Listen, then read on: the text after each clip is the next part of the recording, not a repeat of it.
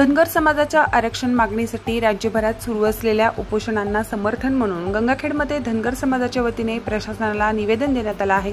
धनगर समाजाचा एसटी आरक्षणामध्ये समावेश करावा या मागणीसाठी मागील अनेक वर्षापासून धनगर समाज बांधव मागणी करत आहेत, परंतु याकडे प्रशासन आणि सरकार दुर्लक्ष करत असल्याने धनगर समाज बांधवांनी उपोषणाला सुरुवात केली आहे। या उपोषणाच्या समर्थनामध्ये परभणीत देखील धनगर समाज आक्रमक झाला आहे। आज आम्ही सर्व धनगर समाज बांधव गंगाखेड तहसील येथे जमलेलो आहोत।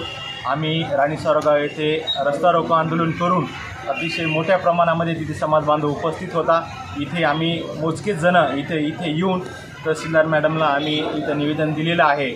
शासनाला आमची नम्रपणे विनंती आहे की धनगर समाजाचा जो आरक्षणाचा मुद्दा गेले 70 वर्षापासून प्रलंबित आहे तो शासनाने तात्काळ मार्गी लावावा। गेले अनेक वर्षापासून हा समाज बांधवाचा प्रश्न प्रलंबित आहे व आम्हाला या सरकारकडून अपेक्षा आहे की हे सरकार हा आमचा प्रश्न नक्कीच निकाली लावेल। शासनाने सध्या जे सर्वे सुरू आहे, कमिटी जी स्थापन केली आहे त्याच्या माध्यमातून आम्हाला या आरक्षणावर तोडगा निघेल। आमची मूळ मागणी एवढीच आहे की आम्ही नवीन आरक्षण मागत नाही आहेत। आम्ही ऑलरेडी घटनेमध्ये आम्हाला 36 नंबरला घटनेमध्ये आरक्षण दिलेलं आहे। आमची ती मूळ मागणी ही आहे की आम्हाला नवीन कोणाचंही आरक्षण नको आहे, कोणाच्या ताटातलं आरक्षण नको आहे। आम्हाला आमचं जे घटनेने आम्हाला आरक्षण दिले ते आरक्षण आम्हाला पाहिजे। आम्हाला फक्त त्या आरक्षणाची अंमलबजावणी शासनाला करायची आहे की आपण ती अंमलबजावणी करावी व तात्काळ आम्हाला एसटीचे दाखले शासनाने द्यावेत अशी नम्र विनंती करण्यासाठी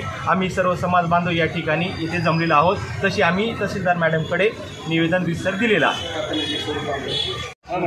आज राणी सावरगाव येथे धनगर समाजाच्या वतीने पंढरपूरला व इतर ठिकाणी उपोषणार्थी बसलेल्यांच्या समर्थनार्थ भव्य रास्ता रोको करण्यात आला। त्या संदर्भातलं प्राथमिक स्वरूपाचं निवेदन आम्ही तहसीलदार मॅडमला दिले। मोठ्या संख्येमध्ये धनगर समाज महाराष्ट्रामध्ये असताना त्यांचा विचार कुठल्याही ठिकाणी करण्यात येत नाही, त्याची सरकारने दखल घ्यावी याकरिता मोठ्या प्रमाणात रास्ता रोको झाला। त्या संदर्भात आम्ही आज निवेदन दिले।